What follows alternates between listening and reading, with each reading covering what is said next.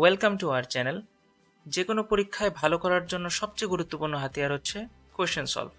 36তম BCS preliminary question solve সিরিজের আজ থাকছে দ্বিতীয় পর্ব।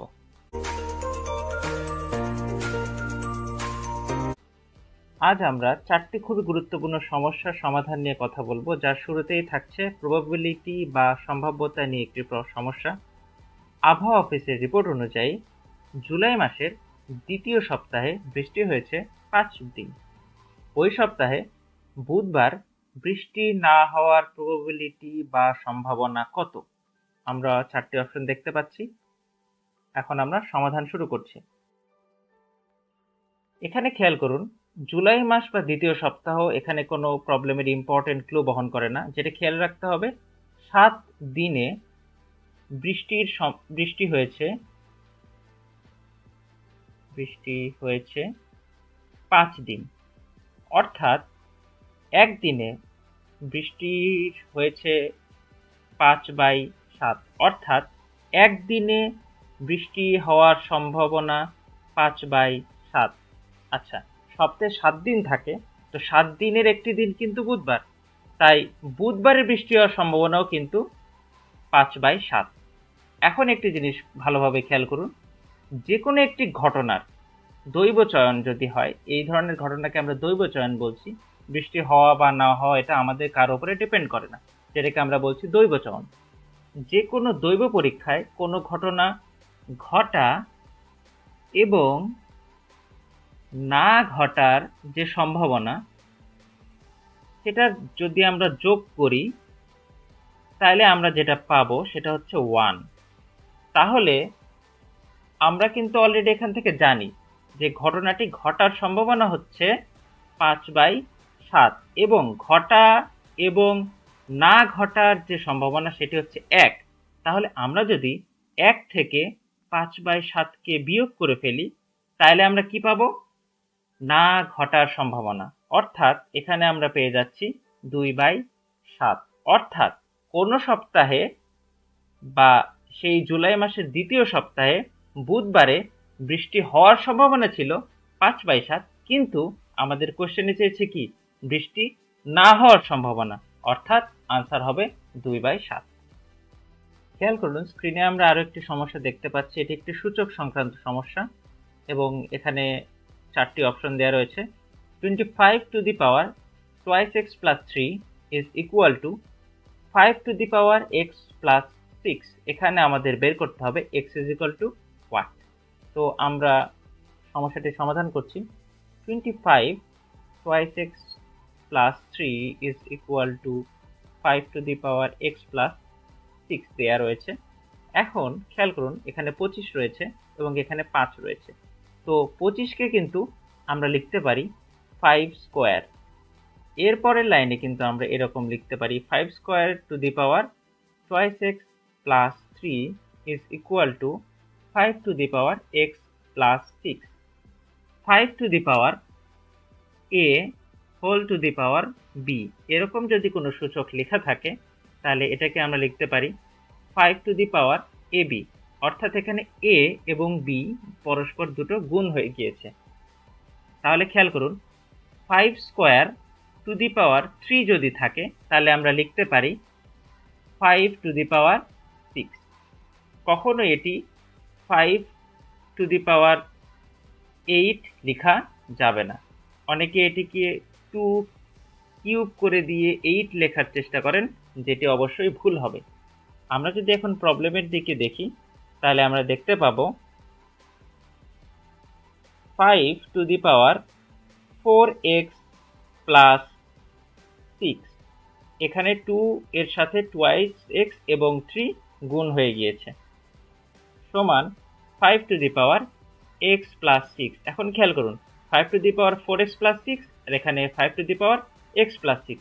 এর পরের লাইনে কিন্তু আমরা লিখতেই পারি 4x plus 6 is equal to x plus 6। এখন কিন্তু আমাদের সমস্যাটি অনেক সহজ হয়ে গিয়েছে।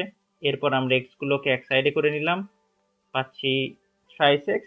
এই 6কে আমরা এই সাইডে সরিয়ে দিচ্ছি বা দুটোকে আমরা কেটেও দিতে পারি, তাহলে আমরা পাবো 6x is equal to 0, অর্থাৎ x ইজ ইকুয়াল টু 0, অর্থাৎ আমাদের আনসার হবে ক নাম্বার, অর্থাৎ 0। স্ক্রিনে আমরা লগ সংক্রান্ত একটি সমস্যা দেখতে পাচ্ছি। Log base 3 81 is equal two what, অর্থাৎ এর মানটি বের করতে হবে এবং 4টি অপশন দেওয়া রয়েছে। আমরা সমস্যাটির সমাধান করছি। প্রথমত খেয়াল করুন, 81কে আমরা লিখতে পারি 9 স্কোয়ার হিসেবে। আচ্ছা, এটিকে আমরা কিন্তু এভাবেও লিখতে পারি 3 স্কোয়ার হিসেবে। আচ্ছা, এটিকে আমরা আরো একভাবে লিখতে পারি 3 টু দি পাওয়ার 4। আচ্ছা, এখন এটিকে আমরা আরো একভাবে লিখতে পারি √3 স্কোয়ার হোল টু দি পাওয়ার 4, অর্থাৎ আমরা এটিকে লিখতে পারি √3 টু দি পাওয়ার 8, অর্থাৎ 2 এবং 4কে আমরা গুণ করে এখানে 8 লিখেছি। আমরা পূর্ববর্তী সমস্যাতে এই ধরনের একটি সমাধান করে এসেছি অলরেডি। আচ্ছা, তাহলে আমরা এখানে লিখতে পাচ্ছি লগ √3 টু দি পাওয়ার 8। এখন খেয়াল করুন, আমরা লগের সূত্র থেকে জানি log base a to the power 7 এরকম যদি থাকে, তাহলে এই যে পাওয়ার, এই পাওয়ারটি সামনে চলে আসে, অর্থাৎ এরকম দাঁড়ায় 7 লগ a। তাহলে খেয়াল করুন, এখান থেকে কিন্তু আমরা খুব সহজেই লিখতে পারি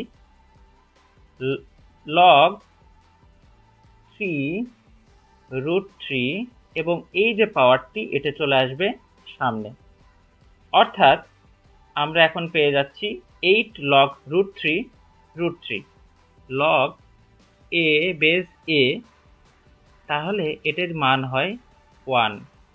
তো এখানে খেয়াল করুন, লগ √3 রয়েছে, তাহলে আমরা এখান থেকে খুব সহজেই পেয়ে যাই 8 ইন্টু 1, লগ √3 এর মান হয় 1, আর সামনে সহগ রয়েছে 8, সেটি এর সাথে গুণ হয়ে গেল, অর্থাৎ আমরা আনসার পেয়ে যাচ্ছি 8, অর্থাৎ আমাদের গ নাম্বারটি হচ্ছে আমাদের কাঙ্ক্ষিত আনসার।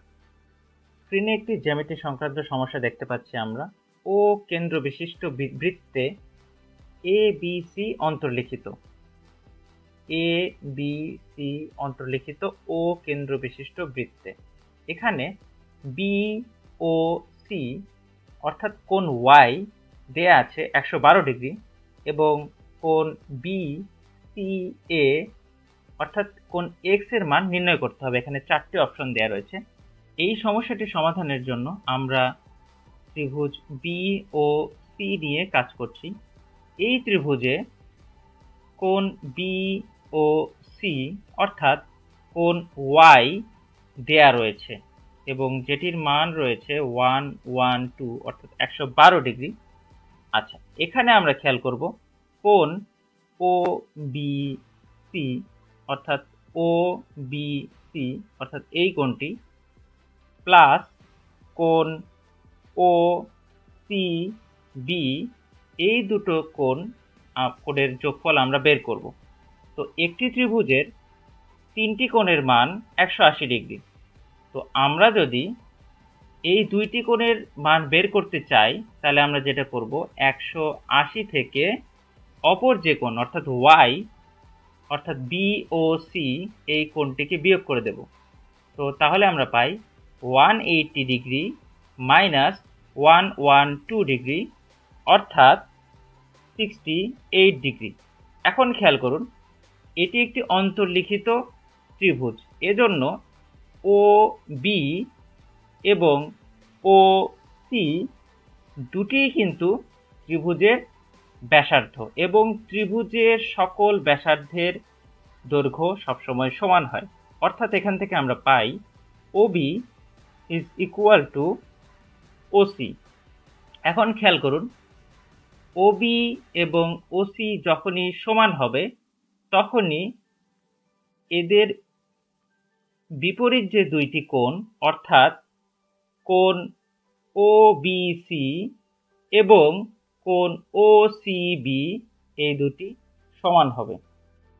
খেয়াল করুন, এই লাইন থেকে আমরা এখন লিখতে পারি কোণ OCB, কারণ একটু আগে আমরা দেখেছি OBC is equal two OCB, এবং এখান থেকে আমরা সরাসরি লিখছি কোণ OCB is equal to 68 degree. এখন কোণ ওসিবি অর্থ কিন্তু আমাদের দেয়া আছে কোণ এক্স, তাহলে আমরা লিখতে পারছি কোণ এক্স প্লাস কোণ x is equal to 68 degree, অর্থাৎ twice x is equal to 68 degree. তো এক্স ইজ ইকুয়াল টু হয়ে যাচ্ছে 34 ডিগ্রি, অর্থাৎ আমাদের খ নাম্বার আনসারটি। দেখে ফেলুন 36 BCS প্রিলিমিনারি কোশ্চেন সলভ সিরিজের পার্ট 1 এবং পার্ট 3, এবং সাবস্ক্রাইব করুন আমাদের চ্যানেলে। কমেন্ট করুন আপনারা আরও কি কি ধরনের ভিডিও দেখতে চান আমাদের এই চ্যানেলে। সকলকে ধন্যবাদ।